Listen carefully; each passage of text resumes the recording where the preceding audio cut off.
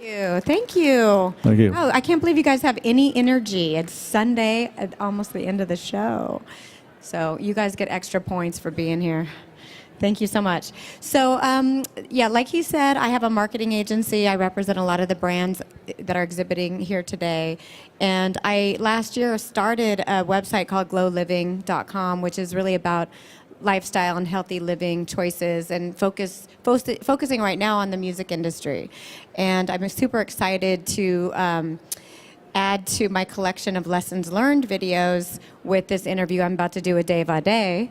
Last year we had Omar Hakim and Rachel Z, and online there's a bunch of interviews with people like Steve Vai and some other Grammy-winning producers and engineers. So just like was announced, Dave Aude is a Grammy-winning songwriter, producer, remixer, and DJ. So we have a lot to talk about his experience in the industry and how that's kind of impacted his lifestyle and choices that he's made to reach the level of success that he has reached, which also includes almost 130 number one Billboard charts. You're going with 129 though, right?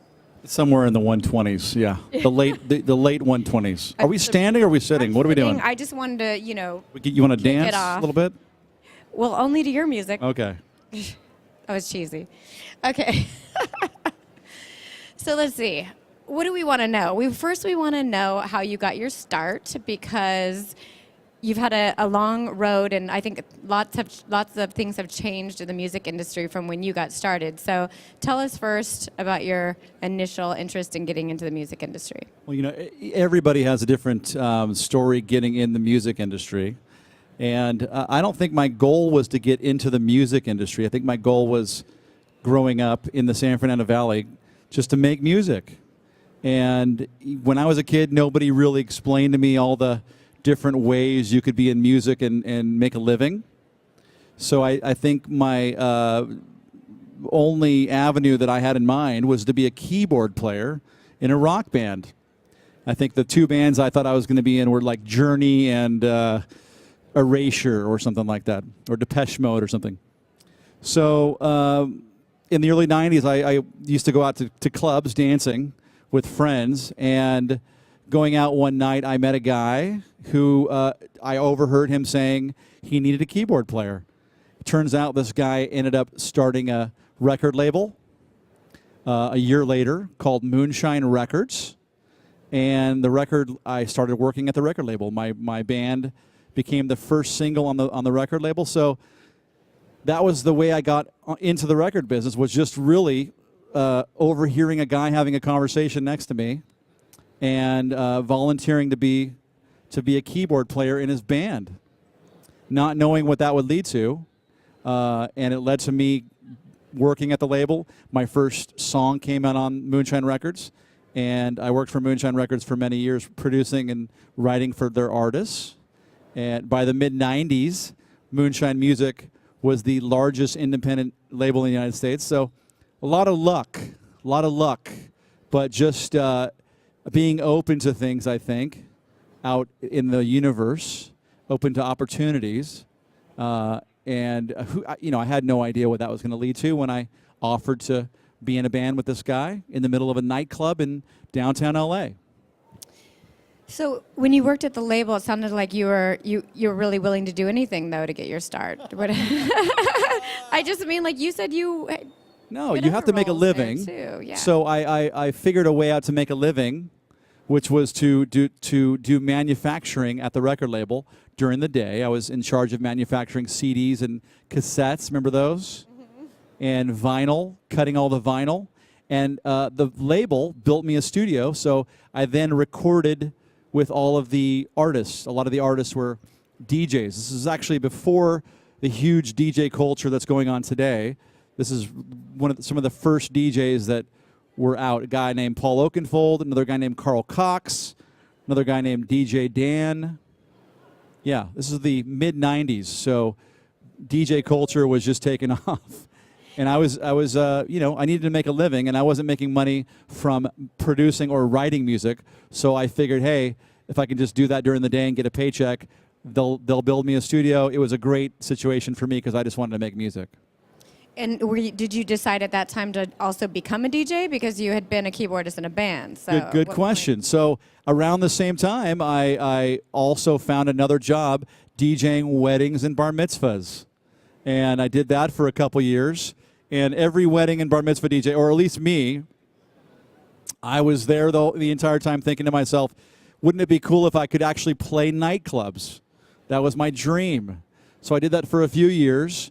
And somehow, working at Moonshine Records, my name got out there, and I started making money in music, and people actually wanted me to come out to their city and DJ in their city, playing the music I was making in the studio. So, and I'm still doing that today. I'm still doing about 25 dates a year now. Yeah. And at what point did you turn into a remixer? Because was remixing even a thing at that time? You know what? Remixing wasn't a thing. I didn't even know existed until I started producing records for Moonshine. And right around the early 90s, the word remix really was born. And because technology was getting better and better, you could do a new version of somebody's song for the nightclubs. And it was becoming easier and easier with technology and being able to load vocals into samplers in the early 90s and do a new version of somebody's song fairly easily without using tape. A lot of people don't know what tape is, but it's another story. So it became a lot easier, and that's also when my career was starting. So remixing really got going in the mid-90s, right around the time I started doing it. My first major label remix was in 1995. Some guys over at Reprise Records heard about me at Moonshine Records and offered me to remix a band called Bare Naked Ladies. The song was called 1 Week, and that was my first major label remix. So I think we talked about this one time, and it was kind of interesting. How do you take a song that really isn't a dance song and turn it into a dance song? Is that part of your mojo, your secret sauce, or how do you do it? Secret sauce. Well, that's. I think I think if you look at anything I've done and research, listen to my stuff online, I've worked on pretty much every type of song there is known to man. I've worked on slow songs, fast songs, country songs, pop songs, songs that are already dance, blues songs. I think I've done some rap songs. So I've done every type of thing. And also with my career, technology really has gone along sort of simultaneously with my career. It's gotten a lot easier to make music. I mean, when I started out making records, I would spend 2 weeks, probably, at least, on one song because, you'd have your song on an analog mixer. The levels are all there. You're constantly EQing and changing things. Whereas today you have total recall because you're using a computer. But back then I would do a song maybe in 1 or 2 weeks. And I really became the guy that the labels would use that would keep a lot of the original song intact. So a lot of guys doing remixes, they want to do a remix that's cool. Nobody wants to be not cool, right? I was the guy that was taking the chance to not be cool. I'm like, oh, you know what? I'm going to keep their full vocal in there, all the verse vocals, the chorus, the hook. Hey, I'm going to even use some of their original guitars maybe, or something that keeps the essence of the original song. So doing that really helped me build a career, and the labels could go get other guys like Armin van Helden, for instance, to do a remix that might not use more than 1 or 2 words, but would get a lot more play by DJs in the clubs, because when you're a DJ in the clubs, you want to play just super cool stuff. Vocals are not cool.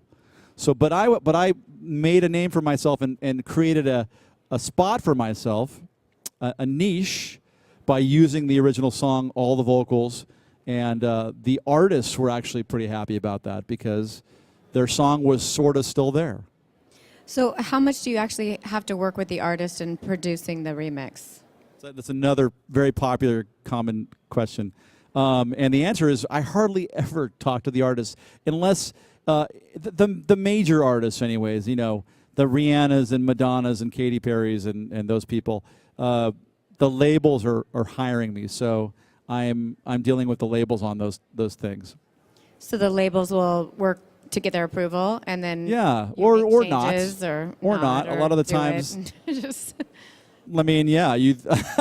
Fortunately, it depends on the artist. Some artists are very involved, like Madonna is very involved. Some artists, the label just does their thing, and the artist is doing their thing, and because remixes are really supposed to be for promotion, right? So the label has some leeway because they're doing everything they can do to spend money to promote the artists, right? So it's not necessarily an approval thing. It's, hey, we need to do this Dave Aude remix to promote your single.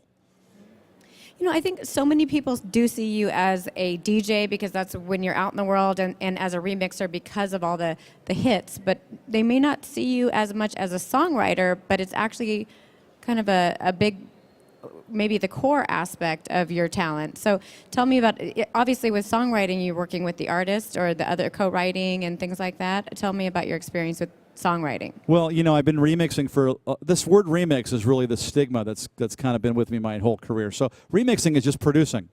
You're producing, but you're actually starting with something, right? Producing a record, you might be you're doing the exact same thing, but remixing is usually my term for remix is just usually I'm remixing for a specific reason. A lot of time it's for clubs, right? These days you're doing a remix that's maybe just for Spotify. You want to have another version for Spotify to have, right? To get on some of these crazy sort of dance electronic-oriented Spotify playlists, okay? Sorry, I totally got off there. So it's back to songwriting. So how does that relate to songwriting? Is that what you're saying? Well, or where does songwriting come into play? Well, I was thinking more in terms of, so with songwriting, you were actually often in the room with the artists, right? And how do you get to the room? A lot of people are going to, be interested in their careers and how to, make these kind of breaks into the industry. Got it. So, yeah. Well, okay, so people are going to go, well, how do you go from a remixer to being a songwriter? Is that right?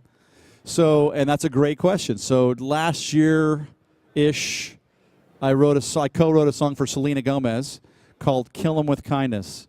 And how did I get in the room with Selena Gomez, or the opportunity? And it's very easy answer. I did 14 remixes that went to #1. So Selena, maybe not after 1 or 2, but 14. I'm guessing Selena might know my name or something like that, right? The label certainly does. So some of the guys that wrote some of her songs, called Rock Mafia out of Santa Monica, I developed a relationship with them. They wrote a couple songs that went to #1 that I remixed, and we got together and wrote Kill 'Em With Kindness. So that's really how that door opened up, and since that moment, I've really been concentrating a lot on remixing. So, songwriting. Right. So, and my understanding is that you're songwriting in all kinds of different genres. Is that right? Yeah. I'm not just writing EDM or electronic stuff. I'm writing songs. People are coming in the studio every day. Could be a song we write to a piano, right? Which is good because you want to be able to play that for anybody in any different genre. Because if you have a good song, it's going to translate to country, pop, R&B, whatever, every genre. So sometimes it's that. Sometimes I have a track already that I've done beforehand, and we write to that. So there's a million ways to write a song. Now, when you're writing a song, is your foundation the keyboard? My foundation is the keyboard. I just took my first guitar lesson with John right here in the front row. My guitar teacher is in the front row. It's that weird after all these years. I just took a guitar lesson just because I'm just bored with piano. So I'm like, I need to do something else. That's a composition instrument. Guitar looks cooler when you're holding the guitar. You can't really hold a piano, right? I thought you didn't care about being cool. My wife does love the guitar, right? But sexy. It's not as sexy as a guitar. It's actually probably the opposite. So from a lessons learned perspective, it sounds like you get in the room really by just continuously doing good work. I mean, it sounds like it's consistency, it's grit. I wouldn't even say good work. Okay. No, I'm serious. I would say that it's consistency in trying to do something. There's a lot of people in every aspect of business that are negative or don't want you to succeed. That's in every part of life. Could be in any type of business. But if you continue to try to do your best, you show up on time, you deliver the product on time, you really work at making the product the best product you can, in this case being a remix or a song that I produced, I think you're going to gain slowly some people's respect, right? And that's, I don't know that's necessarily, I'm not saying that's what's happened in my case, but I definitely worked really hard. It definitely took, the first even 15 years of my career to really build something that people could go, he's been doing this a long time, let's give him a shot and have him work on this project or this project. And then, things really, EDM really exploded in like 2008, 2009, and I had already been doing it for electronic music for 15 years, so it was just really a good timing thing for me. Seems like the DJ lifestyle is something that you have to make a conscious choice about being on the road that much. And at what point did you decide to take on studio work and kind of ground yourself? I mean, I understand you're still doing 25 dates a year, but I mean, how many DJs can do a lot more. That's not a lot. So. That's just my pinky just so I can say to everybody I'm a DJ. Keep right? that title going. Because being a DJ is cool, Yeah. right? It's like you want to just say, I'm a DJ, right? That's the cool thing these days. It wasn't cool when I started recurring DJing, theme with you by the about way. whether you're cool or not. Yeah, I'm not cool. You are cool. No. We're just going to establish that. But it wasn't cool to be a DJ when I started. And I think that's a lesson learned. Here's a lesson learned is do something that you're really passionate about and that you really love to do and you want to do whether or not it's cool or the current thing or the current trend. I just started making music in my bedroom as a kid. I didn't know how I was going to make a living. I didn't think I was going to make a living. I just kept turning knobs and kept buying drum machines and things and keyboards, and somehow it turned into a career. I really have no idea. DJing, I was DJing weddings and bar mitzvahs. Did I really think I was going to be DJing nightclubs and events and big giant parties with 20,000 people? No, I just thought I was going to make some money playing music for people at weddings and bar mitzvahs. So, it's one of those things. If you just stay with something and really believe and really enjoy it, that's another big part of it. People see that.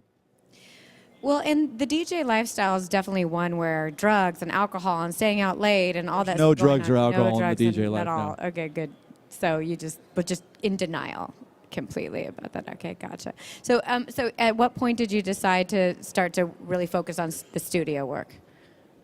I've always been in the studio, and a lot of my friends who are DJs, they would go play Europe, and they would go play Australia and China and Japan and all these wonderful places. That's great. I've been to a couple of those places, but I was really more passionate about making music. For me, it's about I wanted to be out in nightclubs to be able to hear the music I was making during the week. So for me, that's really, I've always been studio's number one.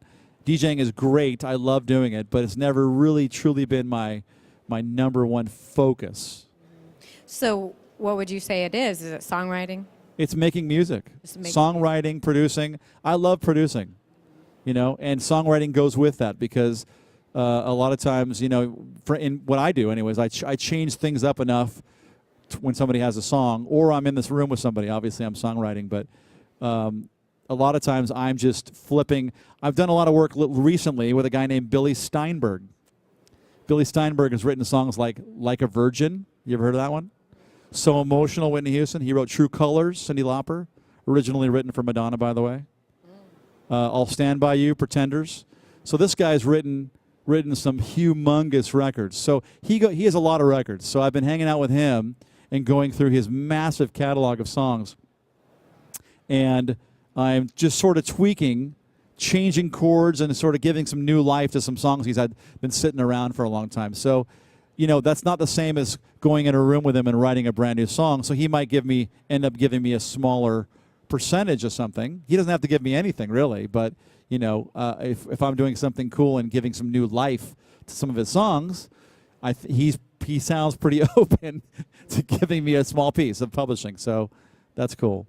So you mentioned publishing. Tell me about your experience with publishing and maybe some do's and don'ts from your lessons learned perspective. Publishing. Well, I mean, publishing is something that is very mysterious to most people and very hard to understand when you're first starting to make music.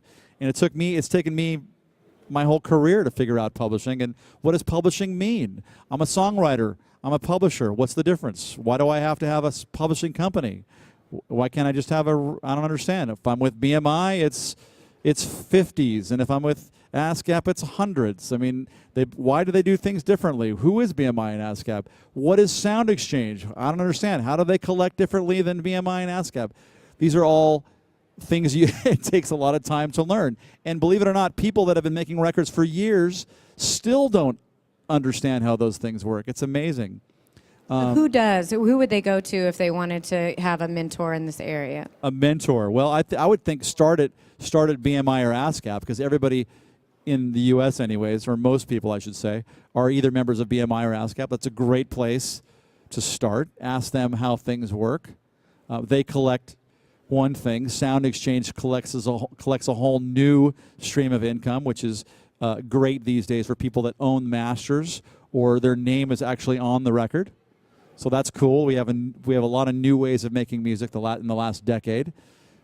Laws are getting even better. ASCAP and BMI are going to court on a yearly basis on our behalf. So those things are always changing. But I think it's important to learn these things. And when I started my career, I needed money to live, so I did a co-pub deal. And I met up with a publisher who wanted to give me some money. And that was good for me because I was able to pay some bills and do some things with that money. And in return, they got half of my publishing. That's a co-pub deal for many years. And that took many years to kind of get out of that deal. It's kind of like getting a bank loan, right? You got to pay them something. But in this case, or in most cases, it's still going on. They are getting half your money. That's fine because they're paying me money, advancing me money, right? But these days, if you don't have to get that money in the beginning, the best advice I could give is to do an admin deal, which is basically just giving a publisher a percentage to go collect your money. Interesting. What other advice do you have for people who want to get started? I mean, are people volunteering to do remixes and things just to be able to get attached to a project? Yeah, well, with technology and there's millions of people, more people doing remixes these days because of technology, number one. Number two, it's just so easy to do something and just put it out there, right? You don't need a label. You don't need to have somebody put it out for you. You can do it yourself. So that's really changed things in the sense that there's a million things coming out. A lot of DJs these days are just doing remixes for free because they want to have something to promote their gigs, right? They don't want to. It's not good enough just to be a DJ. You got to have something to promote. So, okay, well, I'll just do it for free because I'm going to use it to get a booking, and I'll make money that way, right? So it's definitely changed things, but at the end of the day, I think good work gets paid. I'm hoping, right? What other lessons learned would you have for people? We talked about earlier about in terms of the longevity, like, well, breaking in, but also being able to have this, stick-to-itness and longevity in their career. We talked a little bit relating to relationships earlier. Well, whenever I speak and give advice to people, because I loved giving advice to people, even though I have no idea what I'm talking about, Doug. The one piece of advice I give, number one, is to be nice and kind and humble and be kind to everybody. You never know who is going to end up where in life, right? And a good example is my mentor manager, one of my best friends, Martin Kierzenbaum. He's had a lot of success. He signed Lady Gaga, he signed LMFAO, he signed Disclosure, those type of things. Now he manages Sting, so he's doing pretty good. But one of his early assistants is a guy named Aaron Bashuk. Aaron Bashuk right now is running Interscope Records, and he's the new head of Warner's. So he had a good relationship with Aaron and a lot of respect, even though Aaron was his assistant and getting coffee, answering phones. It's really it's easy to forget about things and don't treat people with the respect they deserve, even though they're just starting out. And it's very important that you remember that and try to give everybody a chance. Even just because somebody's chops might not be great today, if they work at it for 10 or 15 years like I did in the beginning of my career, it could develop into something great. I think anybody can their career can take off at any time, no matter what their age is these days, right? As far as a producer goes, it's not just young kids making great music, is it? Young kids are making great music, but, right, 15 years later, they're making great music. It's interesting because when Dave and I first met, I was working at Avid, and he was a Pro Tools DigiDesign. You were working at Digi. Don't tell. Do they even know what DigiDesign is? Yeah, Maybe Pro Tools. That's before Avid. Pro Tools. Pro Tools. And so how much do you think staying up on the latest technology is important to you for what you do? Well, if I was staying up on the latest technology, I might not be using Pro Tools. Which is listen, because Pro Tools has been around a long time. It's the old guy on the block. I still use Pro Tools. You were with me when I got the Pro Tools tattoo. Remember that? Like 15 years ago? Miami Beach? Miami Beach, that was it. I've got a bad sunburn, too. Remember that? Yeah. Yeah. You're lucky I didn't put that photo up. Yes, the sunburn. I did get really sunburned. That's another story. Like a raccoon. But my technology is. What was the question? I have two assistants. They both use Ableton. Ableton, if you ask any young producer, is probably using Ableton, right? That's the new thing. If they're super deep, they might be using Cubase or Studio One, right? Or FL, Fruity Loops. They don't want you to call it Fruity Loops, by the way. Don't call it Fruity Loops. Call it FL now. Studio. God forbid you call it Fruity Loops. They had no idea, by the way, when they made Fruity Loops, it was going to turn into Fruity Loops, did they? If they knew that, they wouldn't have called it Fruity Loops. They would have given it a different name. There's still time to change the name, guys. It's still called Fruity Loops. Okay, sorry. What was the question? Let's move on. Okay. Technology. You were talking about technology. Is it? Yes, you need to stay up on technology. Hence, we're all here at NAMM. If we weren't trying to stay up on technology, we wouldn't be here at NAMM, right? Right. That's the only reason I'm here, and to see you. That's it. Thank you. Appreciate it. Yeah. Okay, so let's talk about. I keep trying to get back to the lifestyle, and you're evading my questions. You want to know the deep secrets? Yeah, I'm kind of wanting to go there now. We're warmed up a little bit. I've talked to a lot of DJs and been out in that scene, and it is intense. I mean, you have to you're around drugs and alcohol. You're around you're in a different city all the time. I mean, but you chose a lifestyle with a wife and a family and a studio. And were there any lessons learned that you coming away from that side of the business that you'd like to share? Well, like what not to drink or.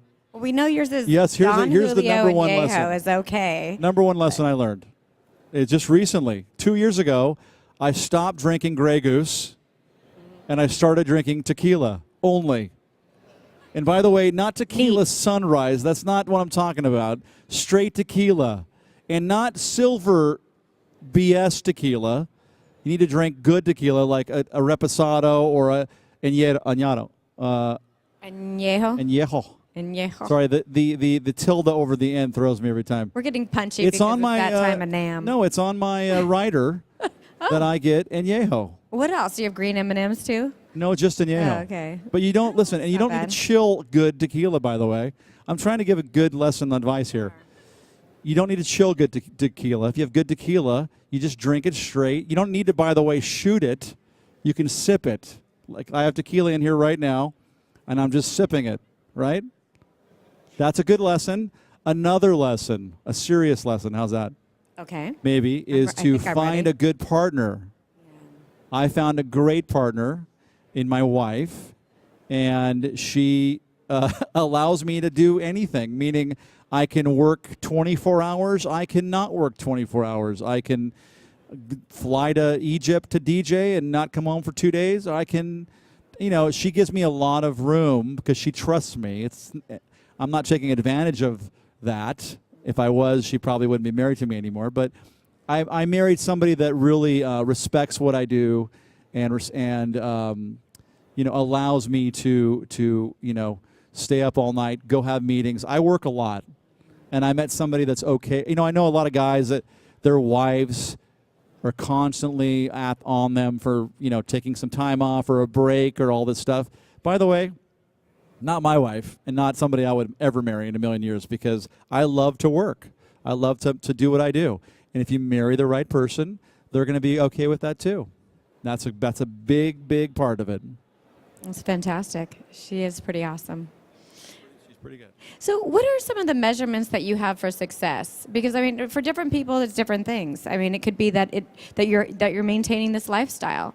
It could be your Grammy or the number of Billboard hits. Is it all those things, or what does it for you to make you feel okay, this is worth it? It's kind of cliche, but I have 3 kids and those things really don't matter. It sounds pretty cool to say I have a Grammy, and I think everybody says, oh, you have a Grammy so you can say that, but no, really, it's just about I try to do my best, and I've had a lot of success, and so I think I feel like I've done a good job, and I'm proud of what I've done, but I've never thought I was going to get a Grammy. I didn't try to get a Grammy.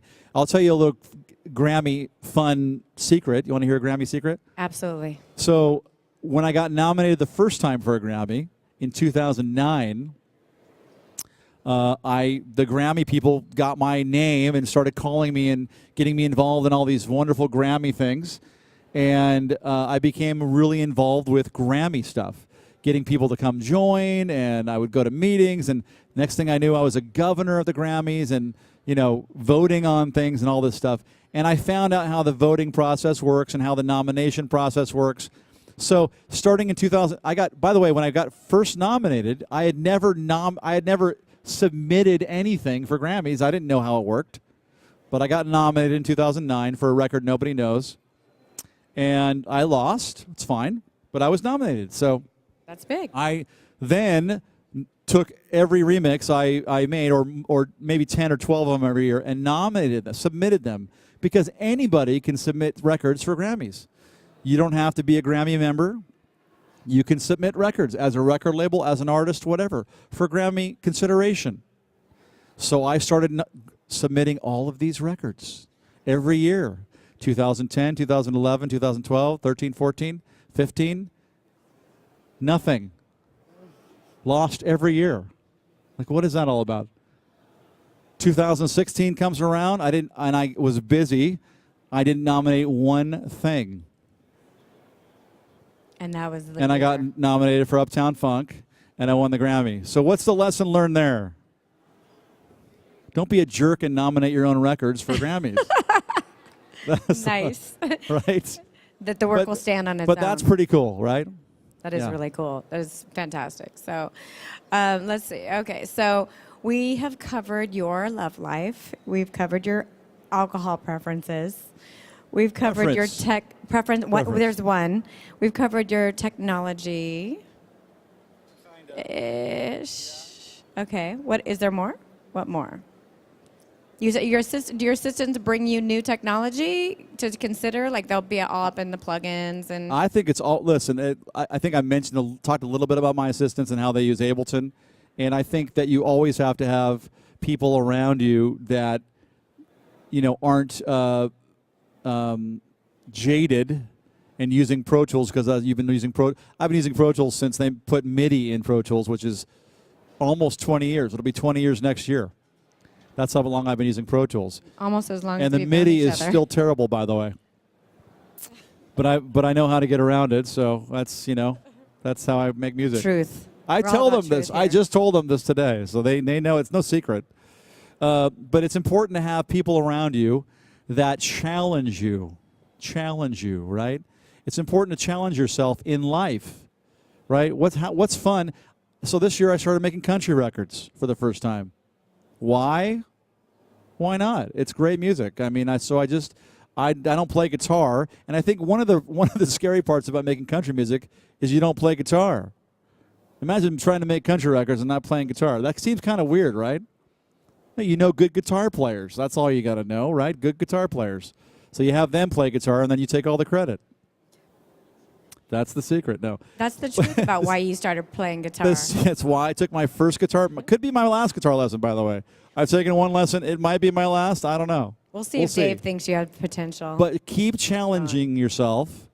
Keep challenging yourself, and don't let yourself get too comfortable doing the same thing. So I'm now songwriting more than, I think I've written 50 songs in the last year, right? And that's a new challenge for me, is taking less time doing remixes and more time songwriting. I'm getting ready to move to Nashville. I know you guys think this is crazy, but I just bought a house in Nashville. I'm going to try going back and forth between Nashville and L.A. It's a new challenge. I don't know what I'm going to do when I get out to Nashville. I might hate it. It seems pretty cool. My kids are probably going to love it out there. I don't know, but I'm going to try it. It's a new thing. Got to shake it up, you know. Got to shake it up. Yeah. That's what I'm talking about. You got to constantly shake it up in life. So, so you have this vantage point of being really early on as a DJ, as a remixer, really pioneering all these things. Do you have any vision right now about what's next? I mean, what is there going to be any disrupt? Country dance music. Country dance music. No, I'm kidding. You would think that's what I was going to say. What's next? I have no idea. But, yeah, listen, I got very lucky, I think. I do think it's crazy. I do think luck is a big part of it. I was just very lucky to have some great things happen in my life. It's also kind of seeing what's going on in your life too, being able to see things that aren't working. I think I've done pretty good figuring out, this isn't really working with this person or this musical idea or this music act. The Moonshine Records thing, that really worked out great for 10 years, but then I realized it's not really working anymore. So I got the heck out of there. One of the scariest days of my life, leaving a paycheck, right? Thinking I have to make music on my own or find paychecks, people to pay me money. So that was a big, scary day. But guess what? It was one of the best days of my life because I wouldn't be where I am today if I would have stayed there. Yeah, I think that is a lesson to not be so attached to your work or your current pattern, your current, perspective. Because if you stay stuck in that, then you may limit yourself. So if you're not that attached, then maybe you can find new openings for new paths. Being open. I mean, whenever I talk for Waves, I constantly am getting emails or questions asking, which plugins do you put on your master bus, which is a tech question. And tell me the order, and can you give me the presets for all your plugins so I can just do the exact same thing you're doing, and it's going to sound exactly like your stuff? And the answer is no. Can't have my plugins, but I mean, not because they're not going to work for you, because you have to use your ears. And most people want you to give them the answers. They don't want to figure things out for themselves. I figured things out for myself for my whole career. No one's, I've had a couple tips here and there, but it's spending thousands of hours in the studio, which is the key to my success. Period. That's it. It's not. I didn't get lucky with a Summertime Sadness remix or a hit record that I made making music after a week. I've spent thousands of hours in the studio. Yeah. What did they say? Is 10,000 hours to master an instrument? I've definitely hit 10. I've for sure hit 10,000 hours in the first couple years of my life. Yeah. I mean, I got my first keyboard when I was 13. When I was 13, everybody was getting guitars. I'm sure John got a guitar when he was 13. 12, 13? 13 is a good age to get a musical instrument that changes your life. I got a keyboard. John got a guitar. What'd you get? Drums. Did you really? Yeah. You got drums? I had drums, yeah. That's incredible. It's a really hard instrument because to as a young person because you're going to annoy the shit out of your parents and never have enough time to practice. So, right? I just learned something about you. That's great. There's, don't look like a drummer. There's still more to learn. It takes decades, right? I would think you'd be maybe like Oh yeah, no, I a went. bass player. Well, and that was the day with turntables, and I had to have the headphones that were wired in, and I'm like, trying to get back to the front of the record to play it over and over while drumming. The technology wasn't good back then for that. And what lesson have you learned from this? From this or that? That experience. We're changing the dynamic here. We're interviewing her. Actually, I do have a lesson. I mean, I think the lesson for me was that I had to really connect in with what was important to me, because if you're going to spend thousands of hours to master something, you better have it in your heart, and passion is so important. So when I had to make a big decision about drums, because drums, they're large physical objects that you have to carry with you. So you're carrying something, You made a decision. I didn't want to carry this stuff around. Yeah. So I'm not going to play it to be a drummer. Is that No, what it really, it was actually what not to do, so that I can make way for what I really wanted to do that was in my heart, for sure. Which is interview people on the NAMM stage. Actually, this is a milestone, You've I'm reached grateful. it today. Thank you. He really wanted to interview me. You guys have no idea how much I had to try to tell him, no, this is me interviewing you, and it's going to end up there anyway. But actually, it's cool. So is there anybody in the audience a songwriter?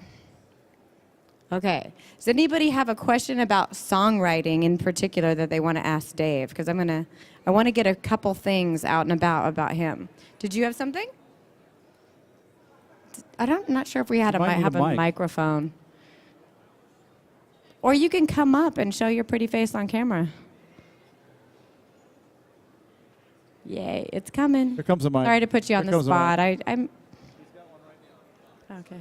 Hi, That's guys. okay. We got it. Hi, my name is Kira. I'm singer-songwriter, and I have a question. So the structure of a song, basically how it usually goes, is ABC, right? Sometimes, so it's like a chorus, verse, pre-chorus, chorus, verse, pre-chorus, chorus, and maybe bridge sometimes there.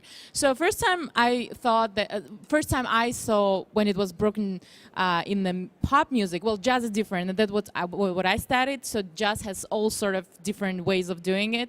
But when I heard Lady Gaga for the first time, she actually changed that pattern. Well, for me, I thought she was going back and forth. She would start with chorus, and she would do all sort of things. So what is essentially important for a song to be a hit? I know there's a lot of ways to do it, and nobody knows what it takes to make a hit. But essentially, how do you go with that? How do you structure? Start? How to structure a song, and maybe there are milestones that you check, like this word, that chord progression, or that. What are your ways? Thank you. Thank you. Thank you for the question. I think the question was how to make a hit record. Was that the question? And the answer I wish I could give you. No, the answer is, and I do this when I'm remixing or producing or songwriting, is to have something that's special that people remember. And it could be a chord progression. The first thing you mentioned was ABC. So you're thinking that the arrangement has a lot to do with a hit record, right? I'm going to say that that's one of many things that has to do with a great record. I don't like to use the word hit. Let's use the word great record, right? It could be arrangement. It could be topic, melody. It could be style. You mentioned Lady Gaga. When Lady Gaga came out with her first album, it was different. Well, the stuff was kind of different than everything else that was out that moment. That had a lot to do with her success. She had great songs, but she had also a unique new sound, kind of an 80s dance thing, inspired dance thing, which wasn't really popular at the moment that Just Dance came out. Just Dance, by the way, was her first single. It took 18 months for that record to hit the top of the radio. 18 months. So they were way ahead of the curve on that one. So great song. Just Dance wasn't necessarily a great topic, I don't think, right? But it had a fun, very memorable vibe, and Lady Gaga sold it. So that's the last thing you need is somebody selling it. Lady Gaga can sell the hell out of a great record, right? Yeah. Thank you. We have one over here. Yep. Thanks. Can I stand up? Yeah. I know. My name's Mark Stevens. I've really enjoyed your talk. Thank you. Very informative. I've written probably about 125 songs. My question is, do you physically copyright all of your music? Do you take the song you mentioned that you wrote recently and send it to the Library of Congress for actual copyrights? And also, do you license your music through, say, the Harry Fox Agency? And is it even necessary to copyright the music anymore? That's really what I want to know. It's a great question. With technology, you know, we're able to copyright stuff with basic stuff like your computer and your hard drive. But if you're not a working musician, in other words, having stuff being released daily, it might help your cause to be licensing it with Congress, because then you actually have, you know, hardcore proof. Me, I'm making a lot of records, so just that alone helps me make a case for myself. I'm wondering why you're copywriting stuff. Are you worried about somebody stealing your idea? You know, I think that idea of copywriting stuff with Congress was really more of an idea before the age we live in now, the digital age we live in now. I don't think there's anything wrong with that. What does it cost to copyright a song these days with Congress? Is it? Okay, it's not expensive. It's a couple bucks, $2 or $3, $3. So why not? But I'm just asking why you're doing it. Is because why are you're worried about somebody stealing your song? If you're doing it because a good reason is, here's a good reason. You wrote a song with somebody, they're a jerk, you're worried they're going to rip you off. That's a good reason, right? But I don't personally do it. I've never done it, not once. I think I thought about doing it when I was like 12. I met somebody else that was writing a song, and they suggested their dad said they should copyright stuff with Congress. So that was the last time I thought of doing it. I haven't done it since. And I haven't had any issues in my career, fortunately, with copyright. So, you know, you copyright somebody when you're worried about somebody, you have an idea. But if your idea is a great idea, it shouldn't, somebody else shouldn't be coming up with the same idea, right? It's like top line melody, arrangement, chords, that's all pretty hard to just have two of the same exact thing. There's a lot of similar things, especially if you're using like a C, D, G progression or something, a common progression, right? I mean, there's a million songs that use, you know, 3 chords. So I wouldn't. What was the second part of the question, though? Oh, licensing. Harry Fox. Well, I have a publisher, so I have somebody that publishes my music, and they automatically handle all the Harry Fox stuff. So I really can't answer that because it's been a long time since I've needed to do Harry Fox. I do use Harry Fox. I have used them in recent years where I did a cover of something, and I paid Harry Fox some money. So, yeah. We have a question over here. Oh, thanks. Hey, what's something you've learned from Cherry Cherry Boom Boom? It's a good question. You mean Martin Kirstenbaum? Yeah. Were you here earlier when I said he's one of my best friends and mentors? I missed the beginning. You missed, that's okay. Yeah, sorry. So you might have already kind of answered. No, I didn't. Martin Kirstenbaum, a.k.a. he's my manager, / one of my best friends' mentors. I've learned a lot from him over the years. He signed Lady Gaga. We just talked about her a minute ago. He signed LMFAO, Keen, Feist, Disclosure, Robin, and Tattoo was his first big signing. That's how I met him. And he now manages Sting, who's performing at the Grammys tonight. So he's doing pretty good, I think. And he also produced Sting's last album. So the guy does everything. Producer, songwriter, record label owner.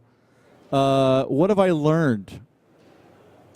I've learned to be respectful to everybody. That's one of the advice I think I gave earlier, was to be respectful. Because like I said earlier, and that's when I was talking about him earlier, his assistant or one of his interns is now the head of Interscope and soon to be the head of Warner, Aaron Bayshuk. So that was when I talked about Martin earlier, is just be respectful to everybody, because you never know where they're going to be.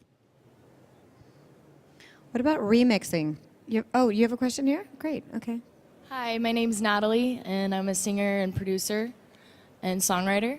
And I had a question about your workflow process and kind of what that consists of. My workflow. So writing a song or producing a song or remixing, which one? All three? Writing and producing. Writing and producing. First, you get Don Julio and Yeho. First, get some Don Julio and Yeho. First, learn how to say Yeho, and then get some Don Julio. My process. These days, I'm doing 3 sessions a week, specifically writing sessions. So I have a publisher, Downtown Music, out of New York, and then between them and my management, Martin Kierszenbaum, we find 1 or 2. My preference is always to write with 2 top-line writers. So writing a lot of songs over the last 2 years and really focusing on that. I've learned that I always want to have 2, even though if you have a great, one person can write a great top line, I still like to have 2. Because I just want to sit back and go, that sounds good, that's a good idea, change this a little bit.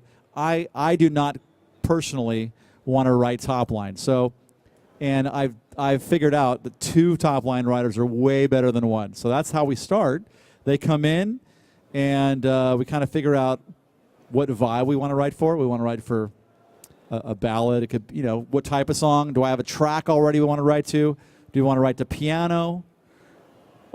We write the song, hopefully get a rough vocal. By the end of that session, my sessions are usually 4 to 5 hours. Then the second day we come back and fix some things we don't like from the first day and put down the entire real vocal. In other words, lead vocal, background vocals, harmonies. Then I say, see you later to the songwriters. And I go do my thing, produce the track. And is that kind of what you wanted? Yeah? Okay. There it is. Over here? So I guess I have 2 questions. First one regarding remixing. How do you go about getting the instrumentals and the vocals from the artists? Great question. Probably the number 1 question I'm asked daily. The answer is the labels call me or email me or email my management and ask me to do a remix. So, yeah, and I know that's not the answer you might want to hear. There's some magical way to find instrumentals.com or acapellas.com. I wish it was that easy, but and I'm probably the wrong person to ask because I've been doing it long enough now where I get those things. So, but if you're asking me, how do I get acapellas from songs? Oh, here's a good thing. Earlier today, I saw Audio Namix. Have you heard of Audio Namix? Write it down. Audio Namix makes some new software called ADT Pro. You can pull a vocal and you can separate a 2-track song into 3 stems: drums, music, vocals. Doesn't sound possible, but it's possible. Go check out the software. It's pretty crazy. So basically, you get somebody's song, you can pull off. I just did a test with Adele, Hello, a couple years ago with their software, and it worked great. So if you pull up my remix of Adele, Hello, online and listen to it, that's just me pulling the vocal off the 2-track. That was a test remix I did for them, and it turned out pretty good. And so that was audio main mix? Audio, AUDIO, N as in Nancy, A, M as in Mary, IX. And they owe me a lot of money now for that publicity. Did you have a second part? Yeah, I did. That's crazy, right? It's cool. It's pretty cool technology. And I had a second follow-up question regarding, because I know you said mentorship. Like, so how would I go about trying to find, a remixer that could help mentor me? Do you need any interns or And new if you were assistants? available to do that. I'm moving to Nashville. No, I mean, I think it's really about, listen, you know how everybody is talking today? And I know this, again, from my interns and my assistants. Everybody speaks to each other via Instagram, right? DM, Twitter. This email thing is out the window. Forget emails. You know what I tell people when they message me on Instagram, Twitter? Send me an email. Here's my email address. Because I'm old school, I know. Old school. They're like, email? What's that? I have to get an email address to email you mean? They're free. Hey, at least I'm not AOL. That'd be really. Oh, you finally got rid of that'd that be really one, huh? old school. Are you AOL? No, you're not. Okay. No, I'm glowmarketing.com. Question over here. Starting out, did you ever get called out for uploading a remix that you didn't get approval for, or something that you thought was a good idea, but did you ever get called out for something like that? That's a good question. So, no.